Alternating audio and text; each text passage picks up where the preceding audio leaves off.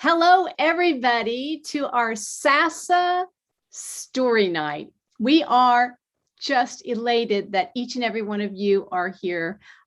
We actually meet the very first Wednesday of each month on Zoom until things change. My name is Sue Kuentz, and I'm the MC for the night, and also have the honor of being the president of our San Antonio Storytellers Guild. So we hope that you come and meet with us each month if you can. If not, go ahead and visit our YouTube channel. We have it in the chat, and check us out because we do record each month, and there it is. And you'll be able to share this with your friends and family, especially if you are telling a story tonight. If you have other family members who love to hear you tell or others telling stories, this is a great way. It's all free. We'd love for you to join our SASA organization if you would like, but we ask you not to worry about that until January. We try to keep all of our membership right then in January. So right now we just want everyone to enjoy, and at some point in time we'll be meeting back at the Brook Hollow Public Library in San Antonio. But in the meantime, we get to visit with folks from all over Texas, it looks like tonight, although I see Jamie Bloud is here. So Jamie, I don't believe he's in Texas. Jamie, where are you from? I live in North Carolina. I live in Hendersonville, North Carolina, south of You're in. Asheville, about 20 miles. I was in Texas, as you know, but I've lived here for about 5 years, and I guess this is where I'll be for the duration. So, well, we're glad to have you. And thank you. And thumbs up if you are wanting to tell a story. I want to make sure I've caught everybody. Okay. Yep. Okay. Here we go. Who knows what kinds of stories are going to be told tonight? But what I do know is we get to store those stories in our imaginations and take them with us. And we get to walk in the shoes of the storytellers or their characters that they portray through the stories. That's what's so magical about each and every time we get together. And that's why stories are so powerful. And tonight we have some of the best of the best. So this is the night to cherish and watch over and over again. I'd like to go ahead and start with Gloria Kunnapilly. Gloria, I have known since she was a sixth grader, and she is now a junior in high school in San Antonio. She's amazing in every way. Her family is amazing in every way. She is loving. She shows kindness. She's a leader, and she's a storyteller. She actually has told at Timpanogos Festival.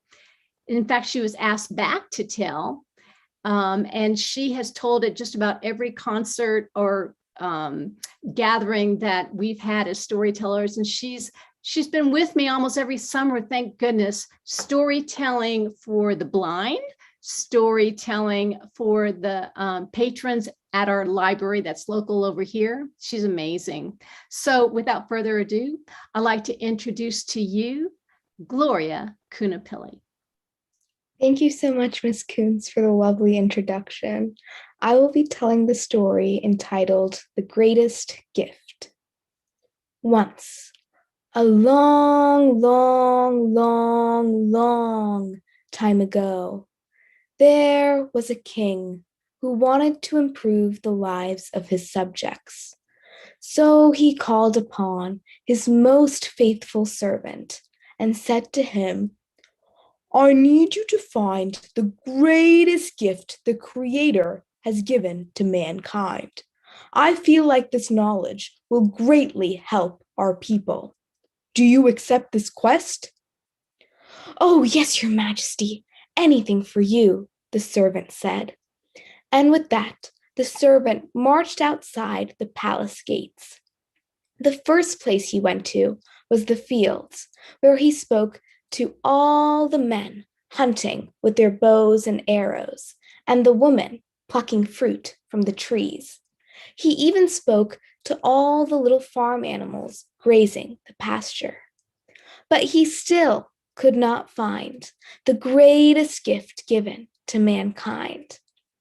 So he went to the fields, so he went to the rivers, where he spoke to the men casting their fishing nets and the women washing their clothes.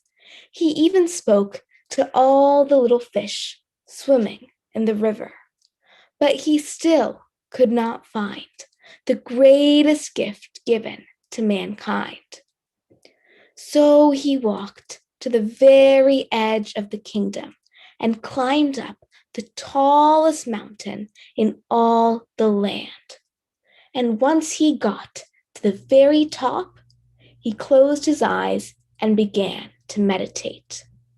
He listened to the songs of the birds and the whispers of the wind. He pondered for hours and hours and hours, and at last he discovered the greatest gift given to mankind. His heart was racing, and he ran down the mountain, past the river, through the field, and burst through the palace gates. "Oh my," said the king, "you sure look excited. Well, come, sit down. Tell me what you discovered." "Oh, your majesty, it is so wonderful. The greatest gift of all time. It is the tongue." "The tongue?" said the king. "How can the tongue be the greatest gift of all time?" "Well, your majesty, with the tongue, we can speak words of kindness and positivity, and these words can make their way into a person's heart and stay there forever. With our tongues, the older generations can share stories with the younger generations, and these stories contain valuable lessons that can be used in the years to come. So that is why the tongue is the greatest gift of all time." "I see," said the king. "You have done an excellent job. But now that you have found the greatest gift of all time, I need you to find the worst. I feel like this knowledge will greatly help our people. Do you accept this quest?" The servant looked solemn. He thought about it for a moment and slowly began to nod. "Yes, your majesty, anything for you." And with that, the servant trudged outside the palace gates. The first place he went to was the fields, where he spoke to the men hunting with their bows and arrows, and the women plucking fruit from the trees. He even spoke to all the little animals grazing the pasture. But he still could not find the worst gift given to mankind. So he went to the river, where he spoke to the men casting their fishing nets and the women washing their clothes. He even spoke to all the little fish swimming in the river. But he still could not find the worst gift given to mankind. So he made his way to the very edge of the kingdom and began to climb the tallest mountain in all the land. Once he got to the very top, he closed his eyes and began to meditate. He listened to the songs of the birds and the whispers of the wind. He pondered for hours and hours and hours, and at last he discovered the worst gift given to mankind. With a heavy heart, he trudged down the mountain, past the river, through the field, and gingerly opened the palace gates. "Oh my, you look awful," said the king. "Well, sit down. Tell me what you discovered." "Oh, your majesty, it is horrible. The worst gift of all time? It is the tongue." "The tongue?" said the king. "You just told me that was the greatest gift of all time. How can it be the worst?" "Well, it is true what they say, that the tongue can be used for great good, but it can also be used for evil. Sometimes people spread words of gossip, And these words can make their way into a person's heart and shatter it into a million pieces. And the older generations can no longer share stories with the younger generations because their words get twisted and it turns into hatred. And this hatred, it seeps through all the land. And before they know it, people begin to send their children off to war. And sometimes those children never return. So that is why the tongue is the worst gift given to mankind. I see, said the king, but I still don't understand why the Creator would give us the tongue if it can be used for such horrible things. So the servant and the king sat side by side and pondered for hours and hours and hours. When at last the servant smiled and said, "Well, Your Majesty, the tongue is not the only gift the Creator gave us. The Creator also gave us a mind so we can choose how to best use our tongues." I see, said the king, and so may we all choose wisely. Thank you. Gloria, that was so perfect. Great beginning for our storytelling night. Yes, that is wisdom we all need to remember. I think we all know it, but it's so nice to be reminded. And from a junior in high school. That is so fabulous. Thank you so much, Gloria. All right. Our next storyteller comes from about 3 hours away from me. She lives in Houston, Texas. In fact, we've got I think a couple of Houston folks here tonight. Our next teller is Kathy Colmer. And Kathy is actually on our Tejas Storytelling Association board, which is pretty amazing. She's actually got a pretty big job. She is in charge of being the affiliate liaison of all of the guilds here in Texas. And she's been doing an amazing job, but she's also part of another huge storytelling group I'd love for you to talk about, so I do not mess that up. But I've gotten to hear Kathy telling the last 4 years, and oh my gosh, Kathy, you are amazing. So thank you so much for being here. Without further ado, and might I add, you look marvelous tonight. Thank you. Yeah. Sue is so kind. Thank you so much for inviting me to share stories with you this evening. I will just mention briefly, I do work with another network of storytellers, a network of biblical storytellers. So I guess you would say that's my first language. But I appreciate stories of all kinds and certainly appreciate the opportunity to come here tonight. Now, one of my former lives, I used to be a speech teacher, and I really, really love Gloria's story about the tongue. But as a speech teacher, at the beginning of each semester, I would start out and I'd use this expression that they had a long time ago, and the expression went like this: I know you think you understood what you think you heard me say, but what you think you heard me say really wasn't what I said at all. That certainly is one of the foibles of human communication, and it is the case with the widow and the farmer in this Ethiopian folk tale that I'll share with you this evening. Now, the widow Yemswitch was a good old woman, but for a long time, she'd been hard of hearing. Now, the widow had a small flock of sheep that she tended, and one day her flock of sheep wandered off, and she went off in search of them. I guess you could say she lost her sheep and couldn't tell where to find them.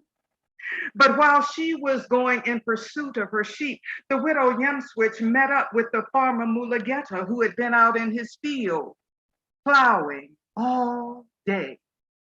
The widow called out to the farmer Mulugeta to ask for his help, and she said, Arthur Mulugeta, which simply means Mr. Mulugeta, have you seen my sheep today?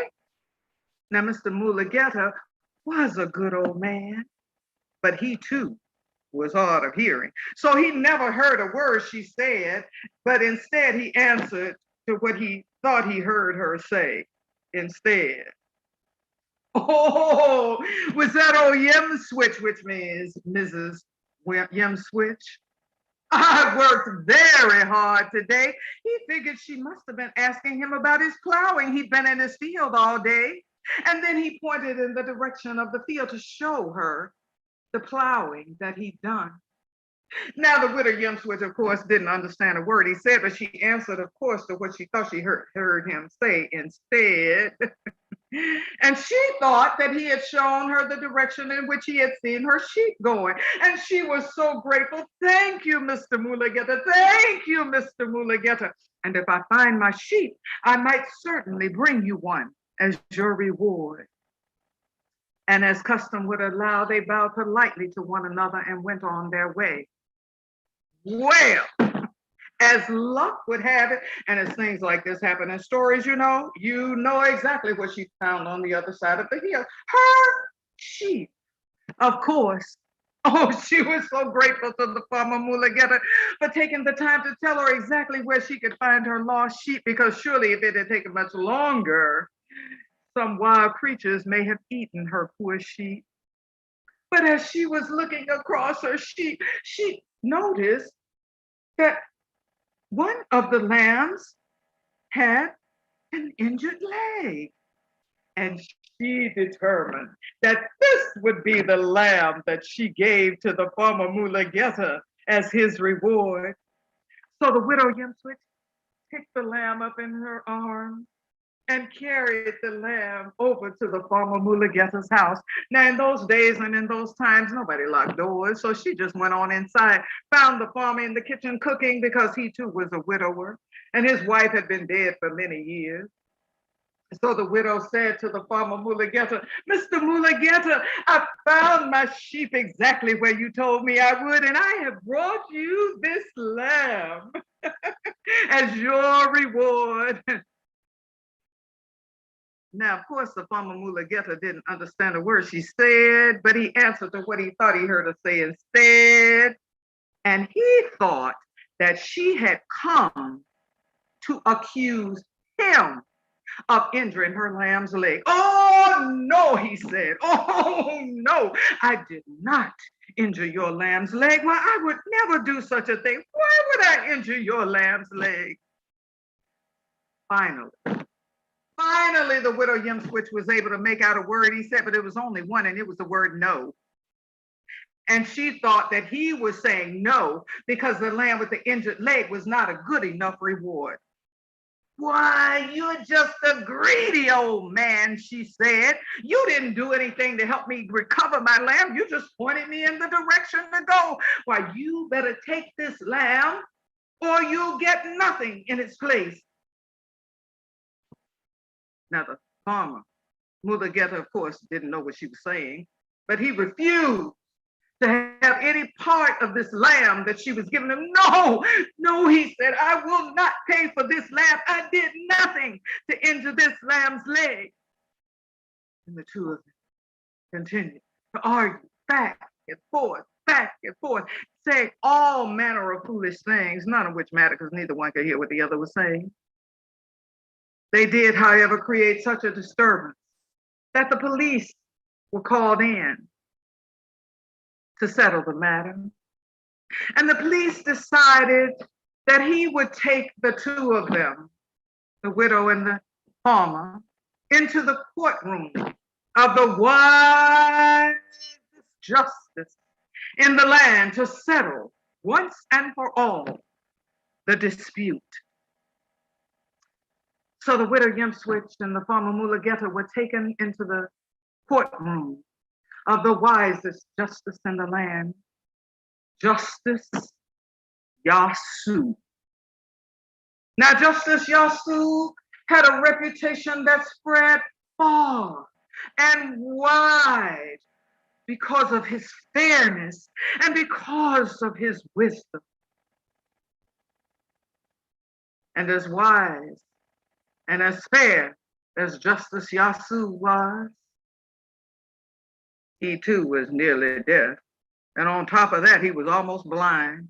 So he could not render a decision based on what he saw or what he heard. And that's why he was such a fair judge. The widow Yemswitch came forward to tell her story to the judge.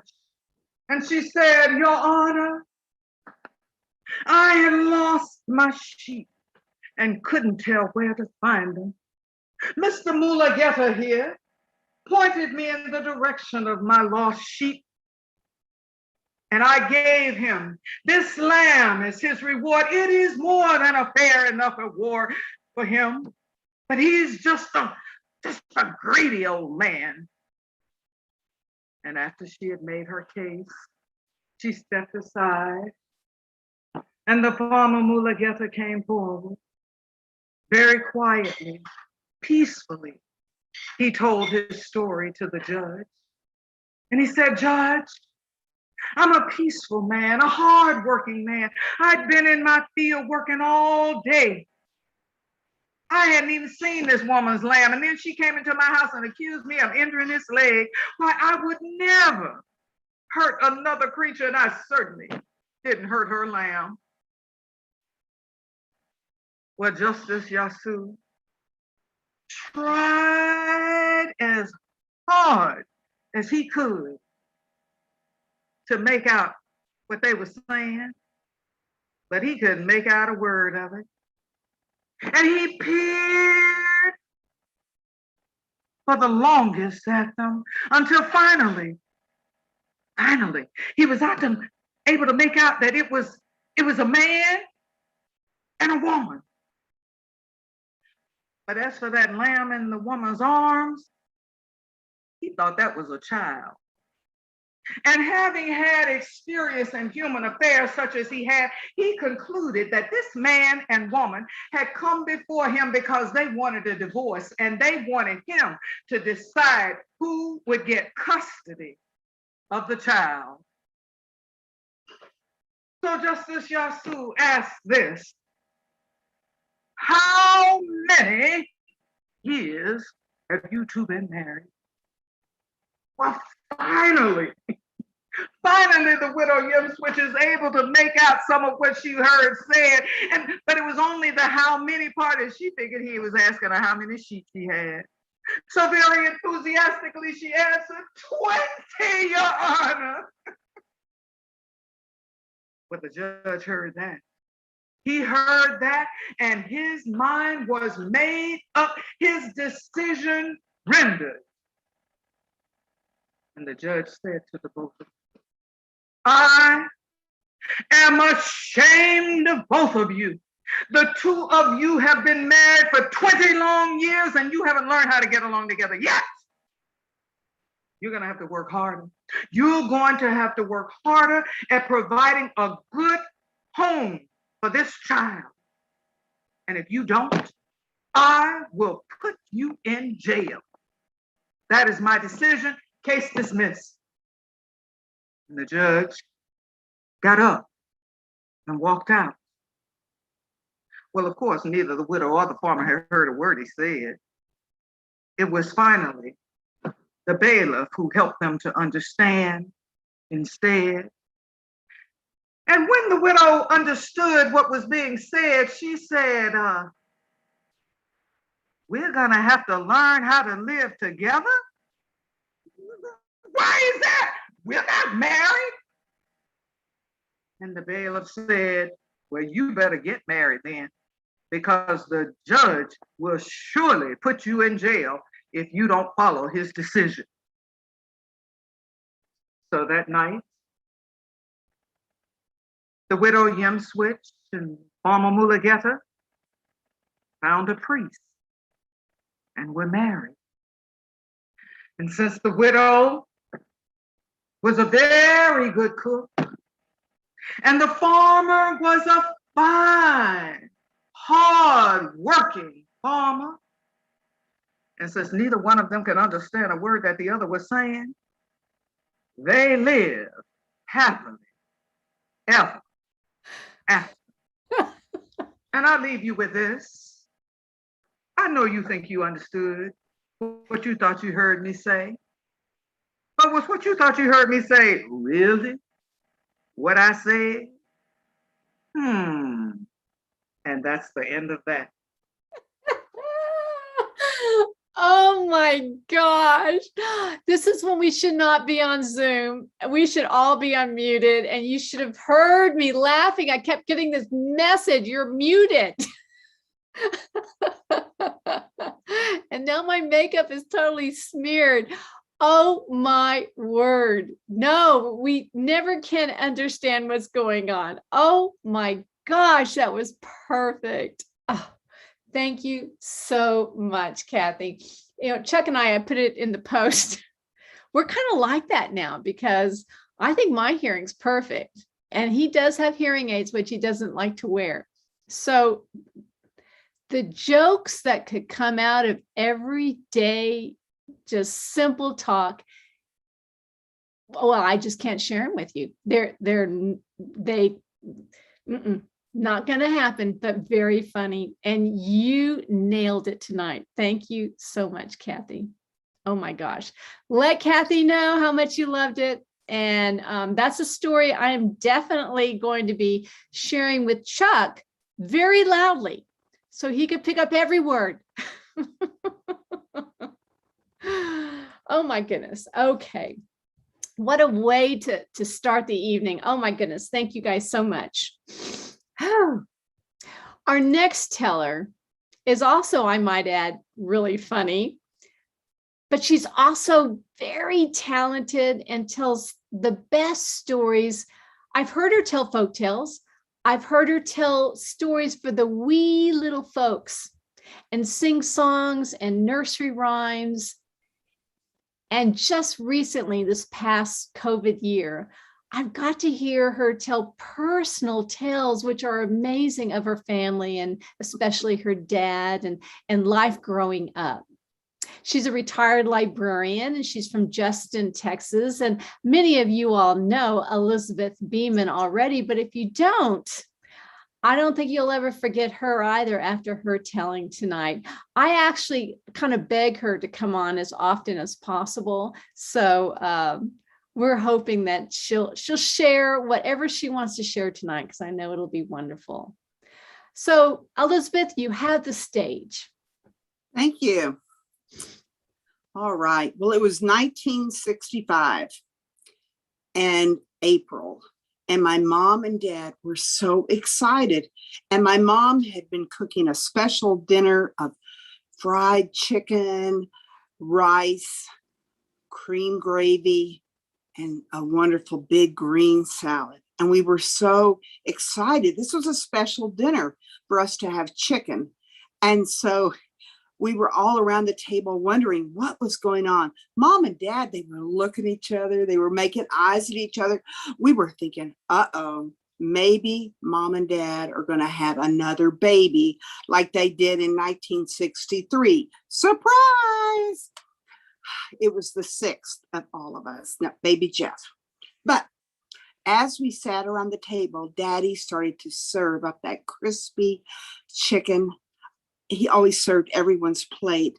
He gave us a dollop of rice, the cream gravy, and Mom began to tell us why she and he were so excited. They were going on vacation. Vacation! We don't go on vacation. My daddy was a rice farmer, and so we were in school during the year, and in summer he was raising rice, and so we never went on vacation. And we were all excited. Where are we going? Where are we going? Hold it. We are not going on. You guys are not going on vacation. We are going on vacation, Mom and Dad by themselves with my aunt and uncle. What? I was 14. I said, I am too young to take care of all these kids. Who's going to take care of us if you leave? They said, just calm down. Grandma's going to come. Whew. Well, that was a relief. We love Grandma. So then we said, well, when are you going to go? And they said, in June. June? That is so far away. June is so far away. Well, you and I know now at our tender age that we are, that's not so far away. And so all of a sudden, it was June. Now, the other piece of our life was that my mom put in a garden every year, and she would plant tomatoes, peppers, onions, things. And one of the things that she planted a lot of were tomatoes. Like some people, they would plant 4 plants, 6 vines, maybe 10. My mom would plant 20, 30, 50. And so when it's June, we're starting to think about harvesting those tomatoes. So I said to Mommy, the tomatoes are going to come in when you're gone. And she said, what are we going to do? They're everywhere.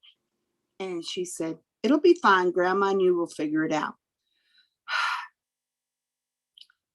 I don't know if you know about tomatoes, but tomatoes, like we think tomatoes come 2 or 3 every week or so, but no, they all ripen the same week. So we drove Mom and Dad in the 63 Chevy, station wagon, all the windows down, all of us, all 9 of us, all to go and take them to the tarmac at Hobby Airport in Houston. They go up the plane, they leave with my aunt and uncle. And then we all drive back with Grandma. And then Grandma says, okay, go get the buckets because the tomatoes are ripe. So we go and get the buckets and we start picking, not baby Jeff, he's only 2, but everybody else is picking, and it's red everywhere. There's so many tomatoes. We bring it in haul them into the house. They're on the counters. They're on the island. They're by the window. I mean, they're just everywhere. And I say to Grandma, what are we going to do with all these tomatoes? She said, I have a special recipe. And she went to the laundry and she brought back this big crock. And I said, what is that? I mean, it was really big. And she said, we are going to make something special. Your mama loves it. And the boy said, ketchup? No ketchup. And me and Kathy said, spaghetti sauce? No, not spaghetti sauce. Chili sauce. And we all went, ew, what's that?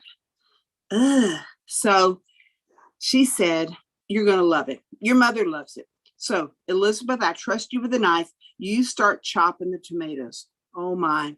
And my grandmother graciously chopped the onions and the peppers.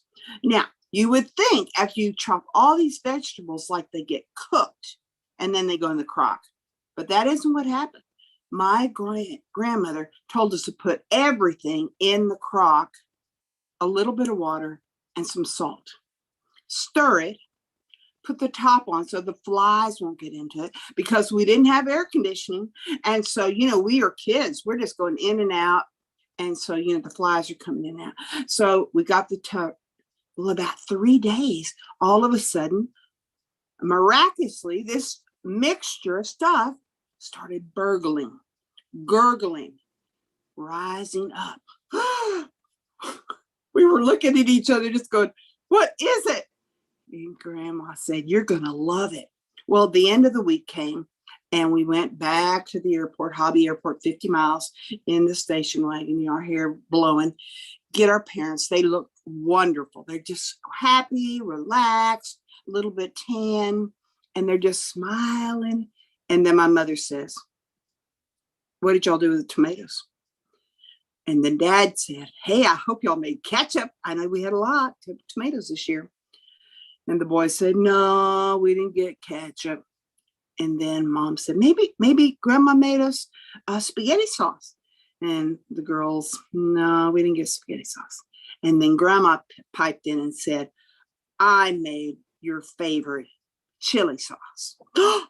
I love chili sauce, my mother said. I'll make meatloaf tonight, and then we'll have the chili sauce with there. Now, I wish I could say I liked that stuff, but I was 14. No. I wish I could say I like it now. No. But as we sat around the table and my daddy served the meatloaf and put a little bit of chili sauce on everybody's plate, we heard wonderful stories of my parents going for the first time since they had had us children on a vacation by themselves. And we knew how much they loved one another. And we knew how much our grandma loved us to put up with us. And that is my story for this evening. Thank you. Oh, best grandma ever. Oh, sort of reminds me of the sloppy joes that they put together at our house. But the love was there and you brought us along. No air conditioning. I remember that. But you know, I wasn't going to remember that until you said it. I remember those days. There's not many of us here that are that old, I don't think. But I tell you what, I do remember no air conditioning and the hair flying. Maybe not even any seat belts for a while until the 1970s. I think. Right. Right. So I do remember a lot of that's coming back. And I remember my grandparents. And because of that story, I think you probably raise your hand if you're remembering things just from that story. Yes. Oh my goodness. Thank you so much, Elizabeth. You're May I welcome. add a little, may I add a little snippet of a story? It's not really a story, but back in that era, what people used to do that I used to like to do was to roll up all the windows on the car on a real hot summer day to make it look as if the car was air conditioned when in fact it wasn't. And then you'd stop at a traffic light and people would look like, oh, those lucky people. Oh, they're driving in air conditioned comfort and look at us sweating it out over here. And here we were hotter than they were, but they didn't realize that. It was something we used to enjoy doing. So, anyway. You are bad. Oh my goodness. Oh, we were bad. We were bad. Yeah. I think we could all tell stories about, we should all try doing that sometime, about trying to be what we're not, kind of a thing. I as soon as you said that, Jamie, it reminded me of us jogging at U of H. You know, we jogged around U of H, but we really didn't have the trees like Rice University did.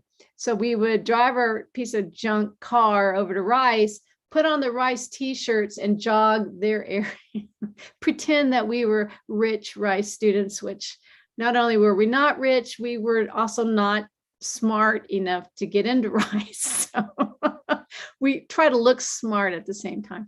Anyway, thank you guys so much. And thank you for that little tidbit. That was perfect. Well, let me move right into our next storyteller. I suspect all of you also know this fabulous Houston storyteller. Although she tells all over the world. I guess we all do now with Zoom, but I mean, back in the day where we were actually traveling, Toni Simmons has been everywhere sharing her talents with the world. She's a singer, she's a storyteller, she's an author.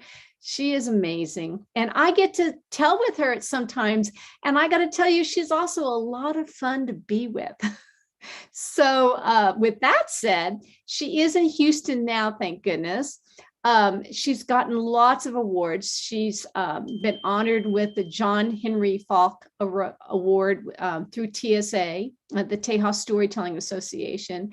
And recently she received, and I won't say this right, so I'll let Toni tell everybody, but she received a Circle of Excellence through the National Storytelling Network, and that, that just comes, 1 in a million people. And she's right here with us. So we're honored. And she's here with us tonight to share a story. So without further ado, I'd like to introduce to you all Toni Simmons. Thank you so much, Sue, for having me. And it's so great to be with you. I guess by Zoom, I feel like I'm seeing people that I've seen when we get together in Denton from San Antonio, but it's nice to see some of the same faces or familiar faces again. But I will make one correction about that introduction. I did receive an award from NSN, for the National Storytelling Network. It was not the Circle of Excellence Award. That would be nice. It was one of the Oracle Awards for service and leadership for our region. So give yourselves a hand because it's for our Southwest region. Thank you. And I used to live in the Dallas area, so I'm still say that I'm new to Houston, but I don't know if Houston claims me or if Dallas claims me or if I'm one of those wandering people. So I'm glad to see one of my former youth tellers here too tonight, David, and he'll be telling later on. But I have a folktale I want to share tonight. And I know you've heard this folktale. If you haven't heard this story, I know you know this person. This story is about dry fry. Now, everybody knows dry fry, right? I'm seeing some blank faces. Dry fry was a country preacher. You know, he didn't have his own church. He was the kind that would travel from town to town preaching at revivals. You know what revivals are, that sometimes they pitch a big tent on the vacant lot, you know. Well, one Sunday, he was going to preach at a revival in East Texas. Now, let me tell you why they called him Dry Fry. They called him dry because his sermons were so boring, even he'd fall asleep. And you know why they called him Fry. Do you know why? Because they love fried chicken. Like most preachers, yes. Well, on this Sunday, after services, they were going to have a big feast. Oh, they had all the picnic tables lined up with all kinds of baskets. And you know what was in the baskets? Fried chicken. Oh, yes. Well, when they got to going with the services, Dry Fry could smell that fried chicken. And then it was his time for the sermon, and he got to preaching, and he just got to sniffing. Oh, and that fried chicken smelled so good. He started talking so fast, they thought he was speaking in tongues. And then all of a sudden, his teeth fell out, his false teeth. They fell into a mud hole. Oh, everybody felt sorry for him. Oh, they wanted to help him, but nobody wanted to put their hands down in that hole. Well, there was a real smart little girl there, named Elizabeth, yes. She ran over to the picnic table, opened one of those baskets, and she pulled out one of those drumsticks. She then untied a ribbon from her ponytail and tied that ribbon around that drumstick. She went over to that mud hole and just dangled that drumstick like that, and those false teeth came up and grabbed hold of that drumstick. That's just how much Dry Fry loved fried chicken. Well, she got some lemonade and just rinsed his teeth off and gave it to him, and he finished the service. Well, after they'd had their little picnic and had fun and everybody said goodbye, Dry Fry went home with Brother Johnson and his family for dinner. And you know what they served? Fried chicken. Now, Brother Johnson's chicken must have been extra finger licking good, because Dry Fry was eating so fast, he wasn't even chewing, and he was just swallowing the chicken. And all of a sudden, he got choked on a chicken bone. Before anybody could help him, he fell out the chair onto the floor, dead as a doornail. Oh, Brother Johnson was so scared. He got up out of his chair. He ran over to Dry Fry, and he said, "Oh, me, oh, my, Dry Fry just died." And he called his family. He said, "Nobody's going to believe me. They're going to think we killed him. As much fried chicken as he eats, we're going to be hung for murder." Well, he looked at his family. He looked at Dry Fry, and he said, "We're going to have to ditch this dude." So they picked Dry Fry up, made sure his false teeth were in real good because they had come out when he hit the ground. They waited till it got really dark. And they took Dry Fry out of the house, down the road, and propped him up by some bushes at the end of the road and left him. Well, a little while later on, almost midnight, two teenage lovers were coming down the road holding hands. It was Frankie and Johnny. You know, Frankie and Johnny, they were sweethearts. Well, I digress. They stopped because they saw something up ahead in the road. They thought it was a robber waiting to mug them. So they were going to act first. Well, they picked up some rocks and they started throwing those rocks at Dry Fry. One of those rocks hit Dry Fry upside the head. He fell over in the road. There, his false teeth fell out again. Oh, Frankie and Johnny ran up there. Oh, we got the thief. We got the thief. And when they saw who it was, all they could say was, oh, me, oh, my, it's old Dry Fry. And they looked at each other. Oh, nobody's going to believe us. They going to think we killed him. We going to be hung for murder. And then they said, we're going to have to ditch this dude. They picked Dry Fry up, made sure his teeth were in good, and they carried him around the back of Farmer Brown's house. Now, Farmer Brown had been bothered by real thieves, so he didn't sleep too well at night. They propped Dry Fry up in front of his barn door and just left him. Farmer Brown would get up in the middle of the night. He'd look out to make sure everything was okay on his farm. Make sure no thieves were there trying to steal his chickens. He looked out and he saw somebody by the barn door. It was Dry Fry. He got his shotgun. He said, you better get away or I'll shoot. But Dry Fry couldn't move. Well, Farmer Brown fired that shotgun. One of those bullets hit the barn door and shook Dry Fry loose. He fell over into the ground. And of course, his false teeth came out again. Farmer Brown ran out. I got the thief. I got the thief. And when he got to the barn door and he saw who it was, all he could say, you know, what did he say?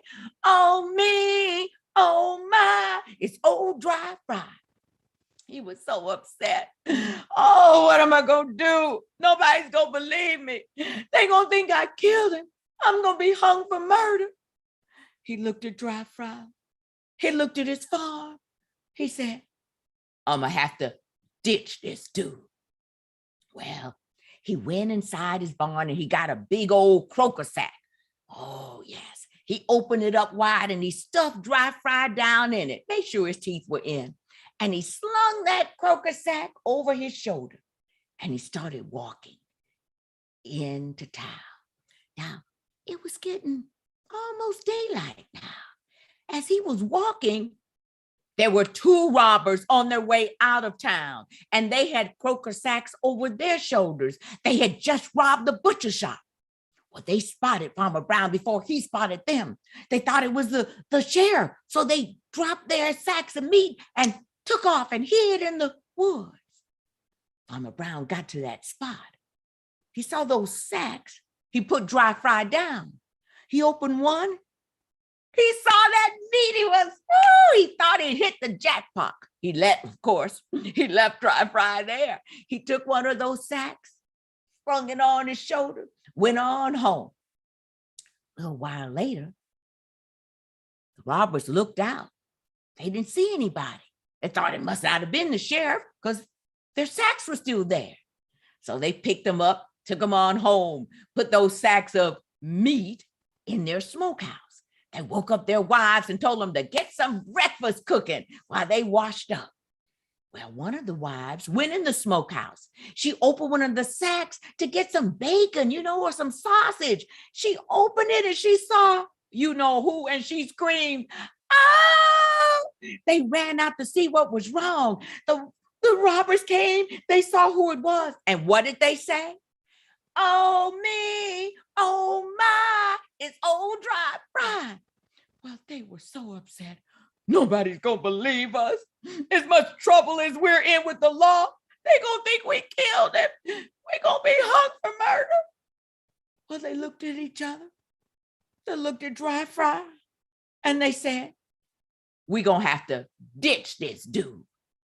So they pulled Dry Fry up out of that croaker sack, made sure his false teeth were in good. They got an old horse, put an old saddle on him, and propped Dry Fry up in that saddle. Even put on a nice little cowboy hat on his head. And they gave that horse a good whack, and they started shooting up in the air. that horse took off running and they were screaming, "Horse thief, horse thief." Well, everybody came out of their houses with their shotguns and they started firing at that horse, trying to stop that horse thief. But when the horse would get close to them, they could look really close and see who was riding that horse. And they look at each other and they say, "Oh me, oh my, looks like old dry fry." Now that horse is still riding to this day. Somebody told me they saw it in San Antonio, down by the Alamo. Now, you better watch out. You'll see that horse. He may come by you, but you'll know who's riding that horse because everybody knows old dry fry. Woo! That was awesome. Such an amazing tale. Poor old dry fry. My goodness. One thing led to another. So well told. Oh my gosh. That's a story that we can listen to over and over and over again, just like Kathy's and just like everyone's. And you can do that if you get on our YouTube channel and listen to it, because you can't just listen to these stories once. These tellers are fabulous. So let's spread the word and share our YouTube channel with everyone, because these are very famous people here tonight. And we love you. And Toni, thank you so much. Thank you. I should have said that this is a cautionary tale. This is what happens when you love fried chicken too much. And I just thought you broke out with pimples, from the grief. So much more can happen. Oh my goodness. No fried chicken, anybody. Thank you, thank you, thank you. Well, our next teller is actually connected to Toni in so many ways, because Toni was his storytelling mentor along with several other kids. And I suspect, Toni, you still are mentoring a lot of those kids in Cedar Hill. David, in a blink of an eye, he grew up and he is, a young adult. And even though he is not in the club, I suspect he probably is connected to Cedar Hill Public Library in so many other ways as also a mentor. We see him at the Tejas Storytelling Festival and conference because he's helping with technology. And I'll let David explain this to you all, but he is now going to be going to Timpanogos Festival, and you can't just go. You just can't go and you just can't get on a stage. So I'm going to let David Brock go ahead and tell folks exactly how that happened. David, the stage is yours. Okay. So this is a story I'm going to be telling at Timpanogos. I told last year, but since it was all virtual, they asked if I could come back in person this year. So this is the story. Mr. Man's garden was the finest garden in the whole town.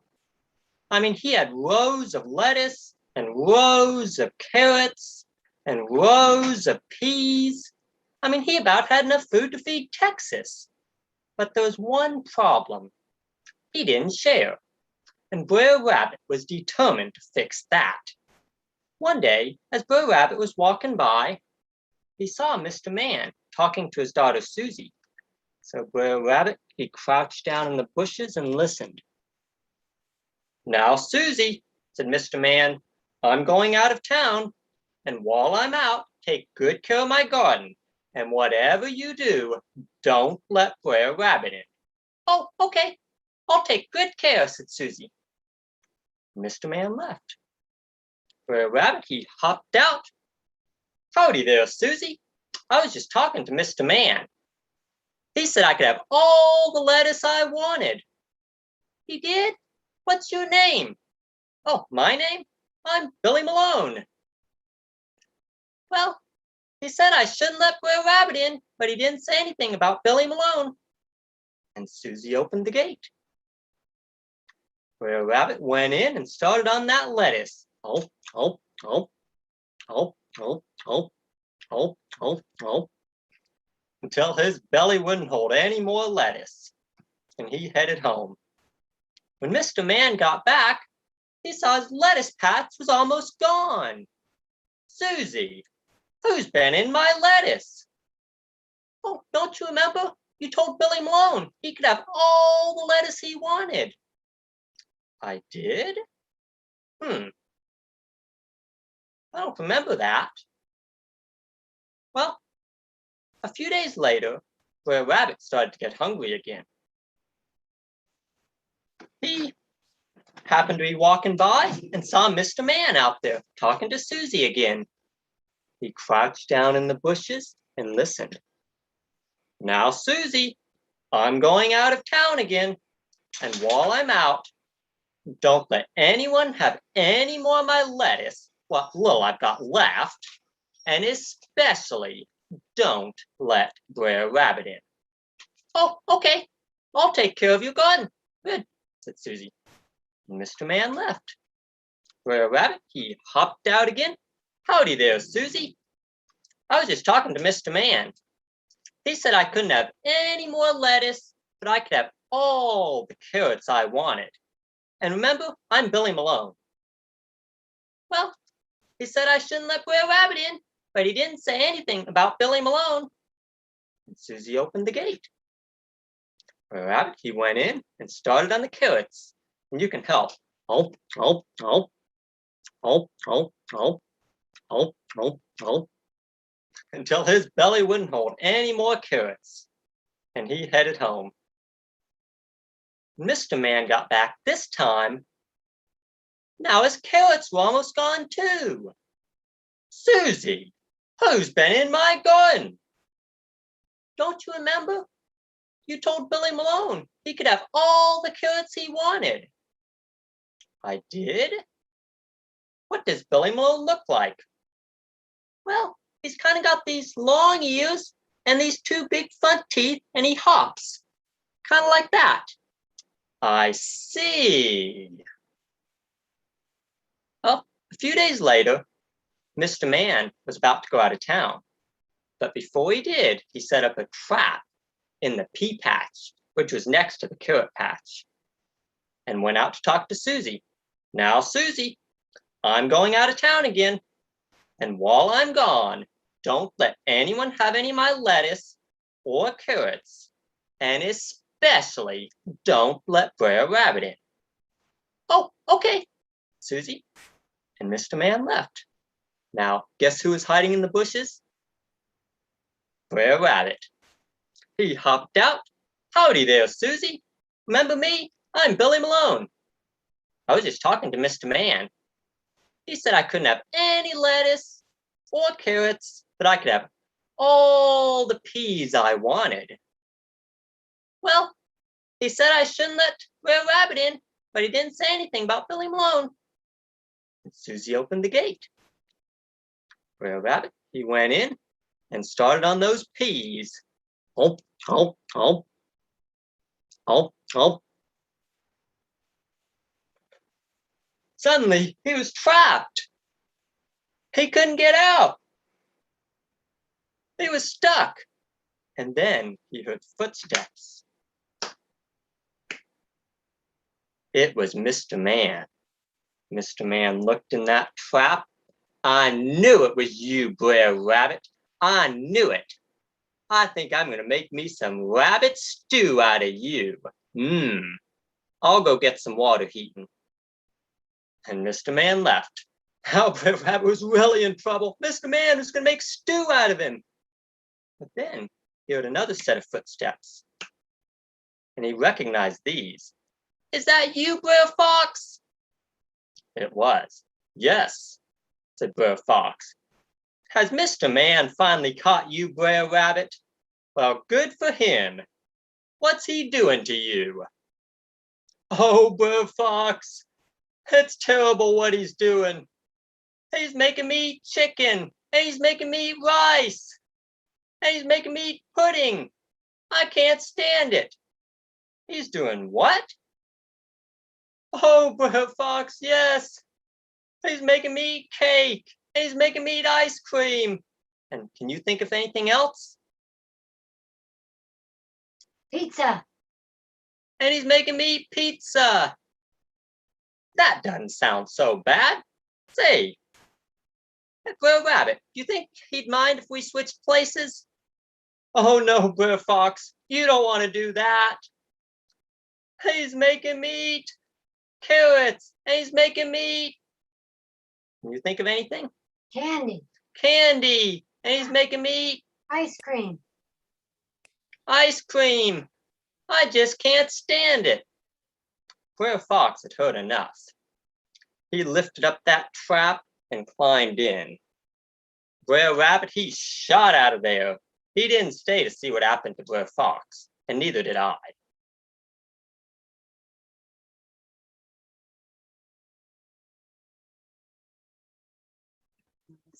Bravo. They should have invited us. We would have eaten all of that. That was so well done. David, you are ready. Take lots of pictures. We want to hear all about it. And congratulations. You were so very, very good. Okay, our last teller of the night, who we just love because he comes back each month, and he is a member of our San Antonio Storytellers, and we love him. He's so good.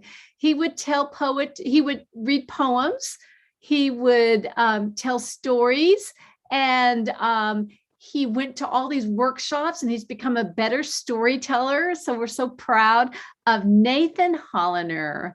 Let's give Nathan the stage, and let's give him a big wave of our hands. Yes, thank you. Thank you, everyone. And now, since Halloween is just around the corner and the stores are already selling their Halloween stuff, I thought it'd be the perfect opportunity to tell a short story to get you into the spirit of things. And this story I'm going to tell has been passed down over the years, and the names of the characters have been changed, but I'm pretty sure you all recognize the story. It's the story of the Red Ribbon. Once, many years ago, there was a young girl named Esther. She was a pretty ordinary girl, except for one thing. She always wore a red ribbon around her neck. Now, in this town, there was also a boy named Edwin, and he went to school with Esther. They grew really fond with each other.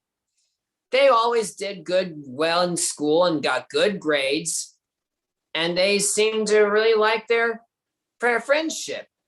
But then one day, Edwin asked her, "Why do you wear that red ribbon all the time?" "It's a secret," said Esther. "I cannot tell you." But he would ask her again and again and again. And each time he would ask, Esther would always say, "It is not important." Well, time went on, and Esther and Edwin grew up, and they fell in love. One day, they got married. After their honeymoon, Edwin said, "Now that we are married, you must tell me about the red ribbon." "You still must wait," Esther said. "I will tell you when the right time comes."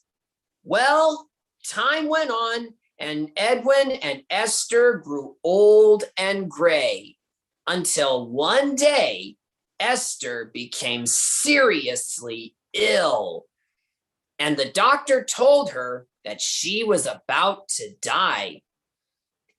Esther called Edwin to her side. She had something very important to tell him. "Edwin," she said, "now I can tell you about the red ribbon. When I die, please take the ribbon off my neck, and you will see why I could not tell you in all these years." Slowly and carefully, Edwin untied the ribbon, and Esther's head fell off. The end. Oh my gosh. Put us in the Halloween spirit. Oh my gosh. I can't get tired of that story as long as you tell that, Nathan. And I've often wondered if they were married for so long and she wore the same red ribbon around that neck. I mean, I've worn chokers before, and I got to tell you, it's not comfortable. And sweating and taking showers. And what did it look like? And what did it smell like? That I'm just saying. You guys were marvelous. Everyone needs to unmute really quick because we just love to hear and see each and every one of you. Nathan, you were awesome. Thank you. That's a story that You're welcome. That's a traditional story that none of us need to forget. I love it. I'm going to be putting in some of the 5 senses with that, though,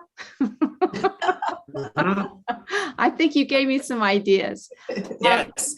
Does anybody want to say anything before we have to close out? I know we're running a little over time, but you guys, it's just so hard to say goodbye. Anybody have any? I have an announcement.